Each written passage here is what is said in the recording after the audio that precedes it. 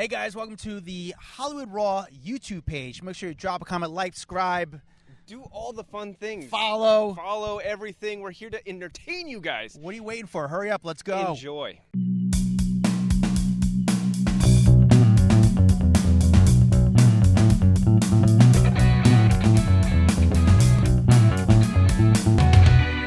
Welcome to the Hollywood Raw podcast. It is Friday. It is that time that we get into our Raw rundown, get you guys caught up on all the big entertainment stories of the week. I'm Dax Holt. Over there is Adam Glyn. Good morning, buddy.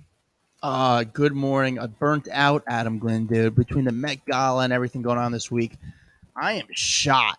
You got a big week, though. You got a lot of people. I got a lot of people this week. It was a really, really busy week. It was a good week, but I'm just tired. I mean, you can see the beard. I haven't been able to shave. Like, it's slowing down for like a week, and then I have another busy week, and then I get to chill out. But I'm shot, bro. All right. Well, then you know what? We're gonna get through this rundown so that you can get off and you can relax, maybe even take a nap. Oh, that's so nice of you. That's so nice of you. This is the Raw Rundown. We give you the top 10 stories of the week. We usually put this out on Friday. On Wednesday, we do an interview where we talk to ourselves. Literally talk to ourselves, and then you guys just eavesdrop on my conversation. But we are going to give you the top 10 stories of the week.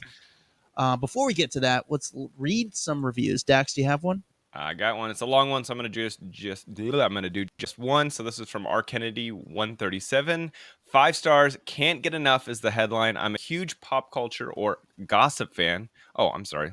Let me start over. I am not a huge pop culture or gossip fan, but I do like peeking behind the curtain of all things celebrity. It's a huge help to come the weekend and everyone starts gushing. I'm able to hold my own in a combo. Dax and Adam have such great banter, and I love their episodes.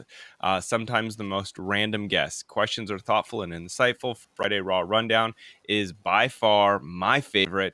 It's okay if you guys run over 30 minutes. You don't ramble. Great listen. Thank you both. Rachel. Oh, what a good. And I like that I read it on a Friday, too.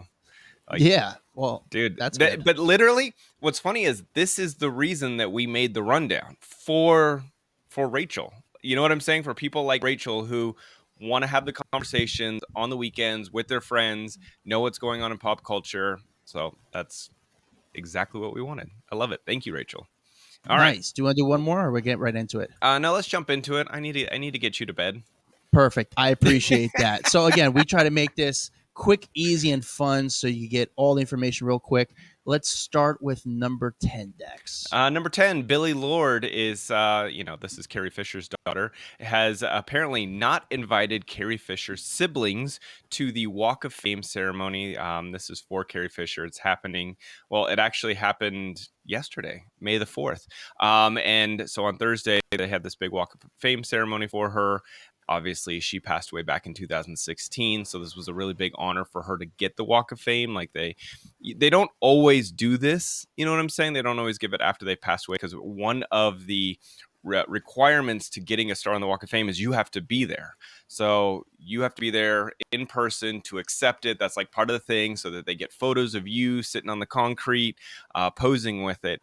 And so, yes, they've given away quite a few stars after the person has passed away. However, it doesn't always happen that way. So anyway, I guess Billie was in charge of the guest list and did not invite the siblings. The siblings were not happy about it. Her brother went on TMZ and basically bitched about the fact that he wasn't invited. He said he won't show up because he doesn't want to make a scene. This is supposed to be about Carrie and is supposed to be focusing on her career, even though he had a big part in her career. I guess he managed her, helped her kind of navigate Hollywood many years ago. And then she's got 2 sisters who also were not invited.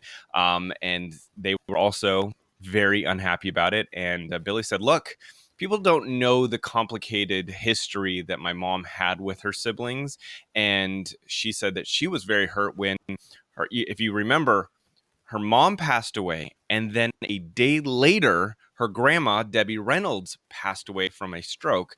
And so that was a really tough time in Billie's life. And she said that her aunts and uncle basically capitalized, quote unquote, capitalized on Carrie's death. And they were going out and doing interviews and selling books and doing all this stuff. And I guess that was a big stab in the back to her. So she's like, yeah, I don't need to invite them to a big moment for my mom. Interesting. You know what's funny? Have you been to a Walk of Fame ceremony? No. No, wait, wait, They're wait, wait. very. I lied. I lied. I have been to one. Oh, whose was it? It was like Destiny's Child or something. It was like really You went to. random a long time ago. Yeah. So you saw Beyonce getting her star on the Walk of Fame? Yeah, but I mean, it was like I was there to like kind of film, and so it wasn't like I was inside the inner circle of people. You know what I'm saying? Because they've got like 30 spots, they've got 30 chairs, so you have to be an invited guest. You get to come inside. Everyone else is kind of like behind the barricades, and you can only be there for so much visibility because they won't let you stand in the street. You can't block the sidewalk, so it's not the easiest thing to see someone get a star on the Walk of Fame.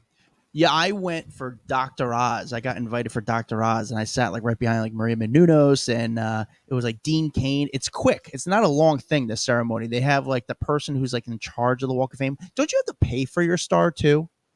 Yes, but so a lot of movie companies, what they'll do is if it's promotion for a movie, they will, like let's say Brad Pitt's coming out with a new movie, they will do the Walk of Fame ceremony, a week before the movie releases, so everyone, and they'll pay for it. It's like $20,000. They'll pay for it, and then now you get all the press. He got his star on the Walk of Fame, but he's going to be starring in this upcoming movie. Blah blah blah. So it's a promotional tool for a lot of movies. Let me ask you something, Dax.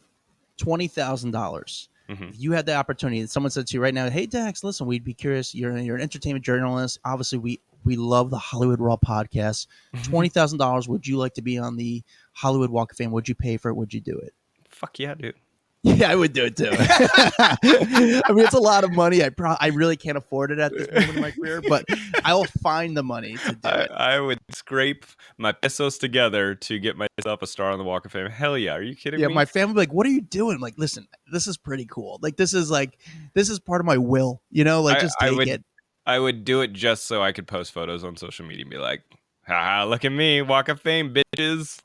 You know what? I wonder how many more years I need to do, like, and put in the work in this industry where I can maybe be considered to like get a walk, a star on the Walk of Fame. I Because do if you wonder because walk the, if there's you random walk ass those, people there. there's some random names on that walk. Like if you walk in Hollywood, which by the way, it's not even like, let's be real, it's not even a good part of Hollywood where the Walk Hmm. of Fame is. It's sketchy. It's scary, And knowing my luck, I end up like in front of like a Five Guys burger place. I'm like, no, why couldn't I Hey, get a that'd be good a good spot? location. Yeah, but there's probably like Dookie on the street or something like that, like Dude, I've right seen next. people pooping on the stars. I mean, I've seen it all driving up and down there when I literally drove down Hollywood Boulevard every day for, I don't know, 7 years. I mean, I saw the craziest stuff. But yeah, I think I saw someone taking a dump on Arnold Schwarzenegger's one time. I can't believe I just said the word Dookie. I haven't said that word in so long. That actually felt so good to say. I haven't said that word in so long. All right, let's move to number 9. Number 9, Priyanka Chopra saying that she fell into a deep depression after a botched nose surgery. She said that basically her face looked completely different. So she was doing this big old interview, and she said that Interview with after, Howard Stern. yeah, I'm sorry. Interview with Howard Stern. I want to make sure I give him his flowers here. She said that right after the Miss World 2000 crown that she received, I guess she went in. She was having a lot of nasal congestion and issues, and so the doctor said, "Oh, let me go in." And I found a polyp and went to go like remove the polyp in her nose, and ended up shaving it too low that her bridge collapsed. And so it really changed the whole look of her face, and it caused a lot of problems. And so because her face changed so much, she was then, I guess, 3 movies ended up basically firing her and saying, nope, we don't want you in our movies anymore. So she's like, damn, this was my moment that I was supposed to become an actress, and now my whole career has been derailed before it even started. So it really like sunk her down like a really crappy path in her life. And then she was able to go and obviously get it fixed, but not before like really just feeling like it crushed her. So anyway, she opened up about that. It's not the first time she's talked about it. I think she talked about it in her memoir, but this was a really interesting conversation that she had with Howard. I actually, it's funny. I actually talked to Priyanka right after this interview. Hmm. Um, I didn't even tell you this. I talked to her really brief. I mean, honestly, 20 seconds, because I shot her leaving the Sirius building. But I did listen to this interview. The interview, Priyanka Chopra is one of those people, like, I don't know who she is. Like, I don't know any of her work. I know she's done a few. Can you name one movie that Priyanka Chopra's done? Hasn't she done the like Valentine's Day movie or something like that? See, that's the thing is we don't know anything she's done, but you see her in I'm the like, Daily but Mail. she's married to Nick Jonas. I know that. Exactly. But I listened to this interview, and it was a great interview in the way where she came off very cool, very fun. She came off Mhm. like the person like you want to hang out with. You know, like if she was at a party, she'd make you feel comfortable, but she's like fun. She's funny. So I understand the charm with her. So after this interview, I saw her and I put the camera down. I said, "Hey, I just want to let you know, like, I thought that interview was really good." She's like, "Really?" I was like, "Yeah." Like I was honest with her. I told her, I was like, I know who you are, but I don't really know who you are. And coming from this interview now, I really like you. Like you're fun, and I don't mean that in a douche way. I mean that in Yeah. like, which you don't find that come. I like. It's kind of a douche. Like I don't even know who Was you are. it? Yeah. No, but the thing is, You I get came because no, off. the problem is celebrities have egos. Like that's their whole thing. Like for someone to walk up and be like, I don't really know who you are, I think that's kind of a stab in their heart. Okay, maybe I stabbed her in the heart. Thanks, Dax. But I felt that I said to her, I was like, listen, I know who you are, but I really didn't know much about you. You know, and this is what I wanted to kind of come off as. And then listen to that interview. Like, I thought you just came off so fun and cool and great. And I think anybody who doesn't know who you are, they are now a fan. Like Mhm. you came off so likable, and she was like very appreciative about it. So I hope she took it the right way That's when I honestly, spoke to her. that's what I hope our podcast does for other people. Like they may not know the name right when like they see the episode drop, but then they go, "Oh, damn, like that person was really cool. I'm interested to learn about them." By the way, she's been in some big things. She was in Baywatch, like the Baywatch movie with The Rock and Zac Efron. Obviously, Quantico was her big like show that got her known, but she was in The Matrix Resurrections. Okay, I mean, again, I don't know. I'm like, so, we didn't know it. You know what I know her from though? It's gonna sound really funny. We Can Be Heroes because my kids watch that show or watch that movie all the time, where it's like these little kid heroes, and she's one of like the boss ladies on it. Anyway, okay, Yeah, moving on. no, but I think, I always try to be genuine with these people, and I try to come across like very heartfelt when I meet I some of don't these even know celebrities. what Like, you've done in your life. Your career sucks. Nice to see you though. I hope she didn't, now it's in my head. Now I hope she didn't take it like that. But I really try to come off like genuine, like, and I hope they respect it. But now you're in my head, and now I'm like, fuck, I might have came off like an asshole. Oh man. All right, number 8. Number 8, Gwyneth Paltrow opening up about her past relationships with Brad Pitt and Ben Affleck. She was on the Call Her Daddy podcast on Tuesday, and basically Alex Cooper asked her, "So let's play a game of Brad or Ben," and then she starts off with, "Who was better in bed?" And I'm like, "Oh god!" And she answered it, dude. She said, "Well, it's really hard because Brad was like sort of major chemistry, love of your life kind of thing, but Ben was technically excellent." And then she's like, "Oh my god, my daughter Apple is listening to this." Like that's awkward to have that conversation knowing your daughter is listening to it. But then got into stuff like who is a better actor, and she actually had to choose, and I think that's a tough decision: Ben Affleck or Brad Pitt. And she actually said Brad, but it was more about like the diversity of characters that he's had throughout his career. He's able to really be a chameleon and turn into any role. But she's like, but Ben is this insane writer and actor, but I have to say Brad in this one. And then she played F Mary Kill with Brad, Ben, and Chris Martin, and she ended up picking Chris Martin to marry because obviously he's the father for children. Brad I'm sorry, to F, and then she goes, "Sorry, Ben, I'd have to basically kill him off." What are your thoughts on this interview? Did you think like Paltrow doing answering these type of questions is sort of like a weird thing for her to do, like career wise? Like if you're her, Not really, if you because work for her, it's Gwyneth Paltrow. She is probably one of the most I guess open books when it comes to like talking about sex and all this. I mean, she makes candles that smell like her vagina. Like that's really not that big of a stretch for her. She seems like a guest that would go on Call Her Daddy. well, let me ask you this: Do you now is Paltrow just giving up acting? Is she just becoming too much of a person, a celebrity, a business person that she can't go into Are you acting? becoming a person, Gwyneth? We don't want to She's see you not. as a Listen, she's person. not really an actress anymore, I guess, Yeah. right? Yeah, she's an entrepreneur. She focuses on her other She's stuff. done very well. She's done. I mean, she's got her Oscar. Like, she doesn't have to at this point. Like, Let me why? ask you this then: Hmm. answering these type of questions, is it distasteful? Is it gross a little bit? Is it distasteful? Is it kind of offensive to Ben Affleck and J Lo? What are your Yeah, thoughts? no, I think it's a little offensive to definitely his current wife. I think that's where my head would go first if I had to answer those questions. I'd be like, but what's J Lo gonna think of this whole thing? Um, but then it's great publicity for Gwyneth, and it's the answers we all want to actually hear. So I kind of give Is it? Alex Cooper credit for Were getting you the answers thinking? I out. want to know what Paltrow care. Who's a better actor, Brad Pitt or Ben Affleck? Oh, Is that come what? on, Adam. If we got her on here and she said that same shit, we'd be sending that to every news outlet on the planet because we'd be like, I can't believe she answered. I mean, I think we it's were one of those things we where I were can't believe amazed. they answered. Yeah, we were amazed when Rachel Yucatel did F Mary Kill with us. Can you imagine Gwyneth Paltrow doing it? Um. Yeah. Okay. Fair enough. Fair enough. Fair enough. All right. Moving on to number 7. All right, Maria Menounos revealing that she survived pancreatic cancer while having a baby on the way. So, if you remember, Maria actually had a very scary thing back in, what was it, 2017, when she had a benign tumor in her on her brain that she had to have removed, and that was a really big deal for her.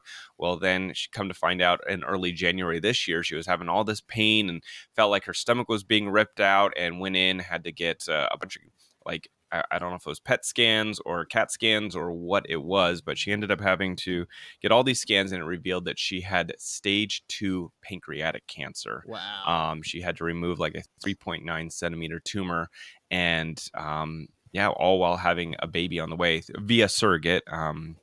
I know that they struggled with infertility for quite some time, but she is excited. She's moving forward. She's like, she said this was a really, really stressful year. They're not planning any like baby showers or anything like that because she's like, I haven't had time. My life, I've been focused on staying alive because I've got a child coming into this world for me. And anyway, it's just crazy how many health issues this woman has had. Yeah. It's she's had a lot of health issues, and Hmm. I gotta. I mean, there's not much to say about this story. Yeah. It is what it is. I hope she's doing all right. Hope she gets better and has a baby quick because she's supposed to come on the podcast. What's going on with that? I know, dude. Well, now I get why, because Yeah. we had talked to her people back in January. They were like, "Hey, do you mind reaching back out in a few months?" And now it obviously makes sense. I couldn't say anything back then, but it does make sense. All right. Yeah. Um, yeah. No, I get it. Yeah, All right. I get it. Number 6, Jimmy Fallon, Seth Meyers, and NBC to pay the Tonight Show and late night staff partial wages during this writer's strike.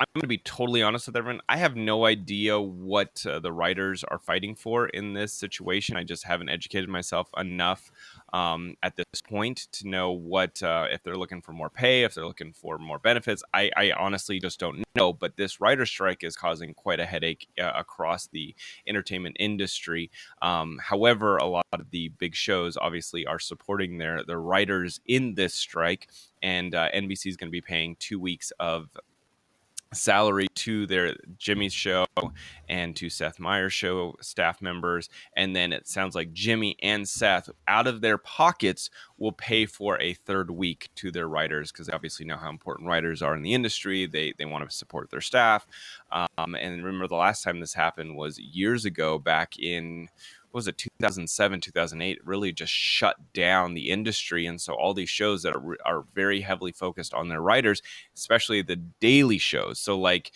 the night shows, the ones that are running every single day recording brand new episodes, they're the ones that get hit the worst. And like even SNL has now had to shut down. We were talking a couple days ago about how Pete Davidson was going to be hosting this weekend. He will not be hosting this weekend because they're going to be playing just reruns right now. So he even joked about it. He's like, of course this happens to me. Like follows my normal weird narrative that I always have in life, and so he will not be hosting, and he'll just have to be rescheduled for a later date. So, Yeah, um, I that screwed me up, man. were you gonna go? Yeah, I was supposed to go to SNL this week. So I'm kind of pissed because I haven't been to SNL in a while, Mm-hmm. and uh, yeah, I haven't been to SNL in a while. So, and I was really looking forward to sort of going. Have you never been to SNL, I've right? never been. No, no. It's a really exciting. You know how some of these TV taping, I mean, especially in California, it takes a lot of work, right? You got to get Yeah. there and time. SNL is like effortless. It, SNL is like you show up an hour before, an hour and a half before, but there's that Saturday night energy. There's an excitement. I mean, it is a late night, but it's just a very cool thing. And even when you go there, the people that you're going to be in the audience with is like other people within the industry, so it's kind of like good networking in a That's way. cool. And you Yeah. see like other celebrities there. It's just a really cool, fun thing to do. So I was going to go to SNL, and now that got screwed up. Oh, Um, yeah, but now it's I guess the Jimmy and Seth are going to pay the writers to because of all this, because yep. of the strike. And actually, it's funny if you want. Hey, listen, if you're listening at right now and you want to go meet a celebrity or see a celebrity, find out where the writer strikes are and go to where they're picketing. I think in New York they're Oh, it's picketing so outside the true. Netflix office, and you can see all the celebrities. I think like Cynthia Nixon, Michael Rappaport were in New York and L.A. I think Jay Leno stopped by. So go by the picket lines where the writers are, and it's very like cliche because it's something that some of these celebrities have to do because they don't want to come off as assholes. So they have to go support the writers. So you can see the ones who are like, I saw like Gina Gershon running with the picket line. I'm like, are you in the writers union? No, you're just trying to keep these people happy so you can get your next Yep. job. Yep. Exactly. It's true. It's very, very true. That is one spot that you want to be seen. You want to be seen supporting them. Yeah, but yeah, if you want to go meet a celebrity, just go where the pick, and they're all in pretty like in good moods. Just say a writer, take a photo with them. Who cares? It's just whatever. They get listen, they get paid very, very well. So, and granted, the CEOs get paid. I mean, I'm just poor and unhappy, guys. Let's be real. I don't make a lot of money. I mean, I'm just sad. All Oh, right. I mean, listen, these writers do get paid very well, but I understand there's some other stuff that goes on with their again, and that's why I fighting say I'm for. not educated enough to know what they are fighting for. So I feel like I can't talk on the subject at the moment. Yeah. Number 5. Number 5, Kevin Costner has issued a statement after his wife Christine filed for divorce. This was big breaking news this week. And I heard that Kevin Costner was actually blindsided by this. But the couple had been married for 18 years. They have 3 children together, and she apparently filed for divorce, citing irreconcilable differences. And he's actually, his career is on a spotlight right now because they've been talking a lot about, is Yellowstone coming back? Is there problems on the set of Yellowstone? Is the negotiations for his contract going through? Is he wanting too much money? And so that's what's stalling everything. And then boom, his wife files for divorce. So I don't I don't know much more than that. I think there's some hearsay rolling around whether or not he was seeing someone else, but they're kind of shutting that one down. So I don't know. This one I see as being, because he is such a big star. I see a lot more information rolling out over the next few days, weeks, as to why suddenly there is a massive divorce. Because if you remember, when he won his Golden Globe for Yellowstone earlier this year for Best Actor, he wasn't able to make it because there was a bunch of flooding going on in Colorado near his ranch, and so they stayed home and ended up dealing with that. And he said, I wasn't able to make it, but my wife made it really special for me, and we did end up receiving it in the mail. So it seemed like everything was good, but clearly that is not the case. Have you ever seen Kevin Costner in person? No, He you? is he's dude. That guy is a good-looking guy. He's big and he's good-looking. Like he's an older guy. I'm like, man, that's a good-looking guy. He's big and he's good-looking. And the girl, his wife, his ex-wife, Christine, she His was estranged wife right now. estranged wife, I guess now. What does that mean, estranged wife? It means you're in between. You're basically you're still you're still married, but you haven't finalized your divorce, but you're not really together. Interesting. Interesting. Well, she was very pretty too. They were a very pretty couple, and for them to get divorced at like after this long, I mean, it's a unique thing. He's like one of those guys you don't see a lot of. Like I wonder Well, yeah, where because he lives or what his. it's a I just Colorado. wonder what his life is like. Well, I think that's why you don't see him because he lives in Colorado on a big ranch and out of the spotlight, so he can live his life normal. And we say this all the time: if you can be famous in this industry and step out of it and then step back into it when you want to. You can come to the Golden Globes, get all the press and attention, and then go back to Colorado and go ride your horses around. Yeah, but that's when you get to a certain level, because Kevin Costner, it's not like he has to go audition every day like some of these actors. Like if Mm-hmm. you're on let's just say if you were on one of the actors of New Girl, remember that show? You Yeah, still need to be in LA because, like, yeah, you did well, but you still need to do like reads. You still have to, like, read scripts and go for meetings and stuff. Kevin Costner could chill out, like yeah. stuff comes to him. By the way, I guess I messed up. The flooding was near his California home, not his Colorado home. So my bad on Oh, that. Correcting oh, that error. oh man. God, I'm such a loser, messing up all All the details. right, but the thing I got out of this is, if you're listening to the story, the thing I want you guys to take away is Kevin Costner's a really good-looking older guy. The guy is, I'm telling you, man, that guy, like, when I saw him, I was like, Dude, this I've never guy's, heard you crushing so much on I'm him. not crushing at all, but like, I just remember seeing him. It was at STK and Meatpacking section, which I think he's like a part owner in, I heard. He's got Okay. some like ownership in it. I remember seeing him, I was like, for an older guy, because usually like when you get a little bit older, you start to like shrink a little bit, Mm-hmm. and he's still big. I was like, this guy's like, he's like a cowboy. I was like, man, this guy's a stallion. He's a statue. All right, so All random. right. Sorry, I just want to get a Fuck little Mary intel. Kill for you. Kevin Costner, Mark Wahlberg, or Brad Pitt? Oh God, do I wait? Do I have to fuck them or are they fucking me? It's a big But difference. that makes a difference on which one you choose. Yeah, of course, dude. I don't want Kevin Costner on top of me. That's a big guy. Mark Wahlberg's not tall. Yeah. All right, this is getting me grossed out. Number 4.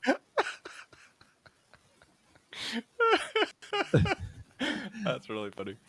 Okay, number 4. Number 4, Rock and Roll Hall of Fame revealing their class of 2023, which includes Willie Nelson, Kate Bush, Missy Elliott, Sheryl Crow, Rage Against the Machine, and a couple more. You know what's funny is I had literally never heard of Kate Bush before this year. Like, and I know that she is been a big singer for a long time. I just literally had never heard of her until her song obviously made the Stranger Things soundtrack or made the season, and then just blew up and was all over the radio every single day. Heard it all the time. But now she's being inducted into the Hall of Fame, and a lot of people said that she had been nominated numerous times, never made it in. And so I think obviously with the success of her the re-success of her song coming back because of Stranger Things, I think that really opened the door for her to be accepted into the Hall of Fame, which is pretty crazy, right? Yeah, what's interesting? If you get into, for example, the Baseball Hall of Fame, you Mm-hmm. you get to hear some of the names that were kind of thought of, like were nominated per se for the Baseball Hall of Fame. For this, we're just like, all right, here's who's going in. I want to hear who else was nominated but didn't get in. Like these are the I mean, people there's a that, lot of people that are constantly nominated that have never actually made it into the system. Like Cyndi Lauper is not even in. Soundgarden's not in. Iron Maiden's not in. White Stripes are not in. Like, there's a lot of people that their name comes up every single year. How is Cyndi Lauper not in the Rock and Roll Hall of Fame? yeah, no, you're right. So I'm not opposed to this list. Like I think like Missy Elliott is someone who's very, for her period of time, was just so, She was the biggest thing, dude. she was huge. But just I I from the music loved. videos Yeah, alone, she from was. the creative standpoint, and then she did so much behind the scenes. Like it was just pretty incredible what she did. Now we know she doesn't do too much these days, but at certain, for a little bit, she was just wild what she did, and I think Mhm. she deserving of, even though that she doesn't still do music like she once did for that period, and even short period, some people would say, where it's just transformational. It was revolutionary in a way. So I Yeah. do think that Willie Nelson, of course, and like, why is Willie Nelson getting in now? Like, it took him this long. That's what I'm saying. It's so weird who they decide to let in, and it's a whole voting system. George Michael also, Spinners, Shaka Khan, a couple other people that are being inducted this year. But yeah, Yeah, I don't know why it takes so long. Like Willie Nelson just turned 90. Like 90. he's been famous for my entire life, and you're telling me just now you're going to let him in? I just don't get it. Yeah, if I was, I mean, I can't say if I was him, but at some point you got to question, like, hey guys, what if I didn't? Not too many people make it to 90. What age are you waiting till? Hmm. Let's wait till he's 94 if he makes it. Let's see if he, But it's all these people are, even though I'm not familiar with one of the names, I think are, Rage Against the Machine, which was so, yeah. I mean, listen, it's a great list, but I also want to hear the names that were thought of but didn't really make the Didn't cut actually for make it. this year. I mean, I don't have that list in front of me, but I'll tell you, like, there's people who every year just get passed over and over and over again. Yeah. So Do you think boy bands are eventually going to be in? yeah, I mean, you're Right, they looking have at to. the success of Missy Elliott in her real heyday. I feel like the Backstreet Boys and NSYNC also had insane success for a certain period of time, and yeah, that should go down in the history books because they changed, the music industry at that time, and it Yeah. was all about them. So is So that yeah. the only way we see an NSYNC reunion is for the Rock and Roll Hall of Fame? Ooh, that's interesting because a lot of the people like Justin Timberlake doesn't necessarily want to perform with NSYNC, but would he to get inducted into the Hall of Fame? That's Like a good if question. you get inducted, you sort of do perform usually. Like I remember, and I don't know for sure, but I just remember watching Pearl Jam. They perform together, Mhm. so it's like everyone kind of plays a little bit. Does NSYNC play if they get into the Rock and Roll Hall of So Fame? here's a question though, like Also, Justin may just go, I'll just wait for myself to get inducted by myself. Like I don't even need the band. true, true, but NSYNC should be in before Justin Timberlake. 100%. Unless they like, PR wise they just wait and say, Justin, no, like you came out, like we're not going to put you in at the same time. I don't know how that works. Or the other question is, does who goes in first, NSYNC or Backstreet Boys, or do they all just go in together because they just think of boy I bands are all feel kind of similar? I feel like Backstreet was bigger at the time. Back then, Backstreet was the bigger band, and then NSYNC kind of came in and did better after the fact. You know what I'm saying? Like Backstreet Yeah, Boys was the biggest thing on the entire planet back in like high school. yeah, no, interesting list, but these are good questions though. So Like many good next time I questions. see Joey Fatone or Chris Kirkpatrick or one of those guys, Lance, on the street, I got to ask them a question. Obviously everyone jokes about an NSYNC reunion. Do you think that the only way you guys actually reunite and actually do a show together is the Rock and Roll Hall of Fame ceremony? Yeah, ask and ask O Town too while you're at it. Yeah, yeah, yeah. They're still like, yeah, well, that fat guy still owes us money. What's that guy's name? Lou Pearlman.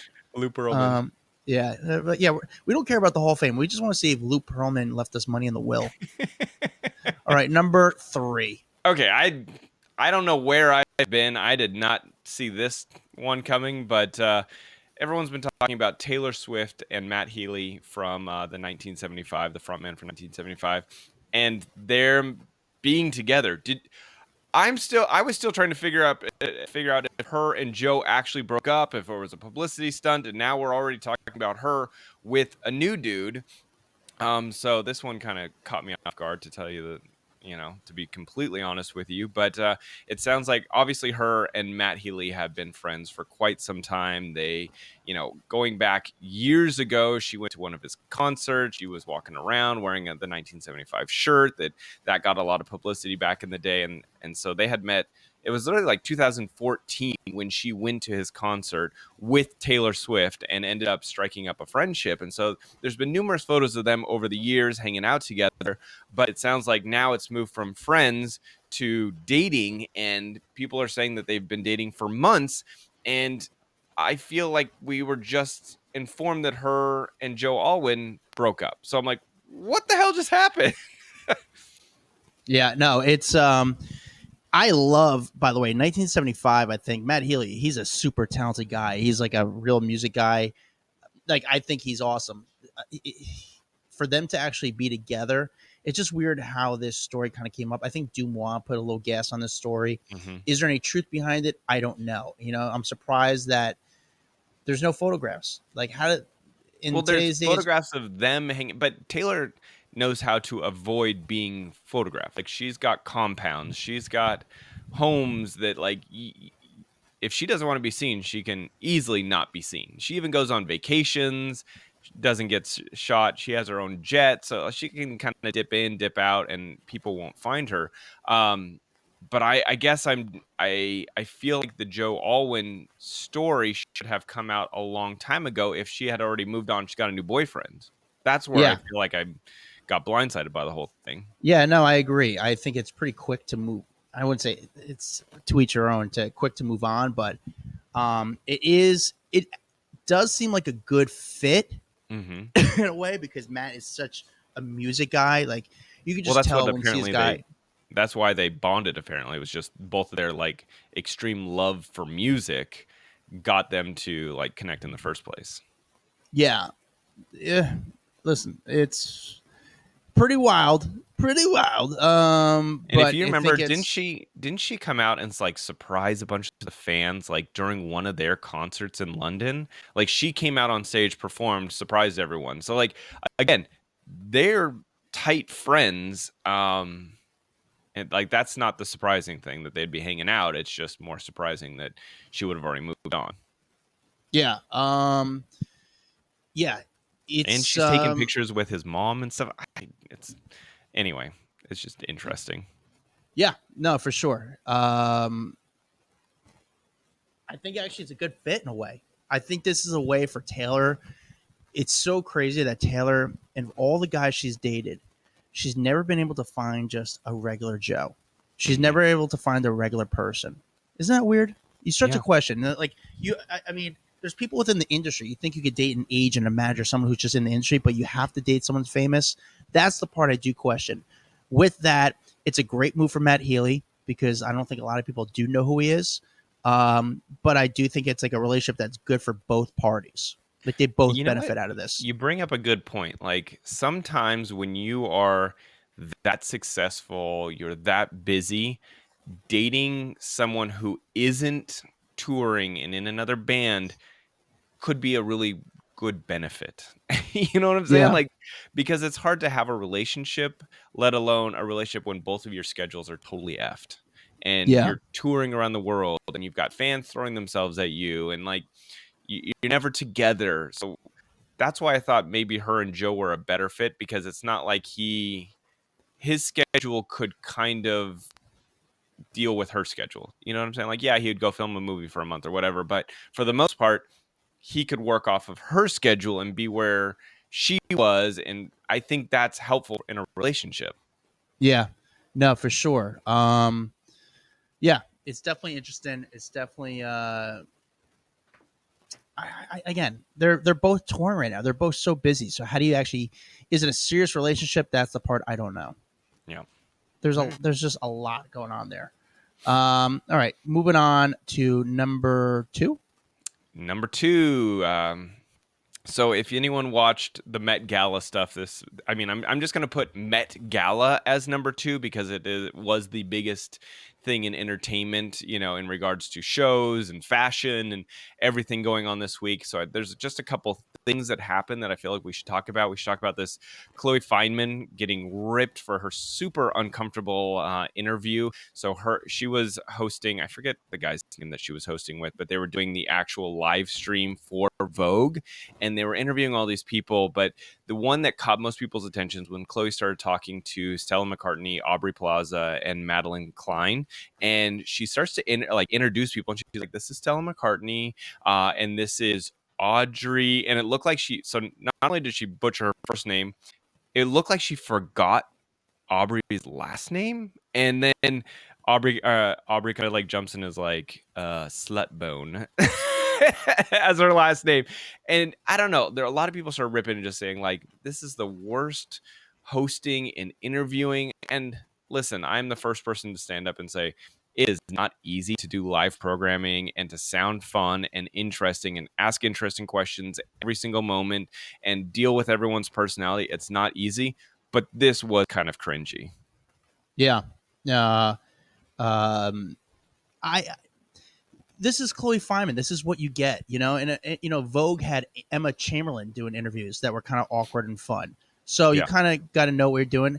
Unfortunately, Stella McCartney kind of responded in a weird way. And then also, which didn't help, you have Aubrey Plaza standing next to Stella McCartney, which with her sense of humor and sarcasm gives that weird face look that makes the interview a little bit more awkward.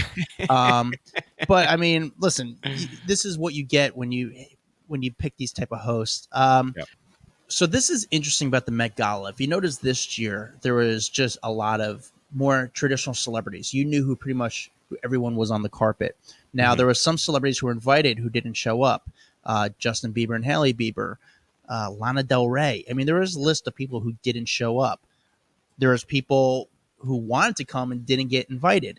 Now last year, if you notice, there was a lot of people on the carpet that we were like, how did this person get on? How did that person get on? Because there's a lot of these social media stars who got on, a lot of new celebrities. This year they wanted to go back to, and they got a lot. And it's funny, the Met Gala got a lot of shit about it last year by inviting those people in. This year they wanted to keep it to more traditional celebrities. There was one big podcaster who was really trying to get invited, and they just couldn't get the invite. That's from what I'm hearing. Adam Glyn from the No, Hollywood I Raw said podcast. big podcast, Dax. I said big podcast. Listen close. There's one person who wanted to come. They were trying to kind of petition and fight their way in. They had a big team behind them, but the Met Gala kind of the committee behind that basically put their foot down and said, "Yeah, no, we're not going in that direction." It's weird. The Met Gala is the craziest thing in New York City because the celebrities show up to the event. And then just like that, they disappear. And it's like odd. Some people go to the after parties. I actually didn't even cover it because it's just such a mess.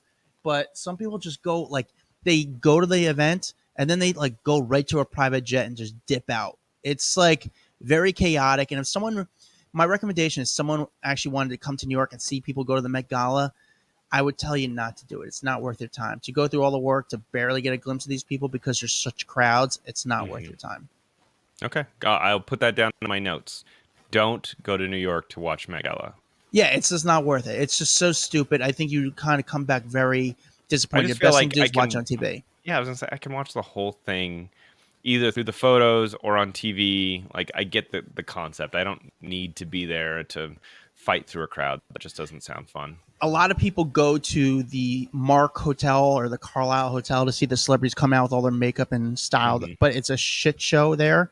Your best bet is to go to like some of the more random upscale hotels and just get like 4 or 5 people coming out who are just like, oh, there's that person there, because there's nobody at those places. But it's honestly, it's almost like a waste of work. And these people disappear so quick. You're like, what just happened? Well, let's talk about all the exes that were running into each other. Because what you forget about is like when you go to a huge show like this, there's all these people that are also invited that were famously together. Like, did you see the photo of Kim Kardashian and Pete Davidson hanging out I inside the did. Met? I thought that was Yeah. kind of interesting. He was like smiling. They looked like they were having a good time. Usher was also there. But the other one I saw was Robert Pattinson was at the Met Gala, but so was Kristen Stewart. And I just wonder, like, they're inside. Do they say hi to each other? Is it like a let's not make eye contact? Because you got to remember that relationship ended super weird when she was cheating on him. But I can't ever say her name. FKA FKA Twigs was also there, who's Robert Pattinson ex, and then he was there with his new girlfriend. What's his new girlfriend's name? I actually met her. She was sort of sweet. The blonde girl. Yeah, what's her name? Oh, she's a model. Oh She's God! See, this is that moment. Everyone's yelling at us. They're yelling at us to their They're- speakers right now. You dumb idiots! Yeah. What the hell's her name? Now I have to actually look it up. Suzuki Waterhouse. There we go. Yeah, Thank Suki God. Waterhouse. I met her. She's actually a sweet person. I can't believe she's dating Robert Pattinson. But yeah, she's cool. Bradley Cooper and Irina Shayk were photographed inside, chatting it up. Obviously, they were exes. J-Lo was there. She also dated Bradley Cooper. Kendall Jenner was there. A$AP Rocky, who had walked in. Gigi Hadid and Leonardo DiCaprio were both there. It's funny how many ex-couples are just kind of roaming around inside. Yeah. I don't think Pete and Kim's interaction was bad. Kim is like such a politician, and I think Pete is just good. Where it's not awkward for them. I Well, know the they media kind also of blew.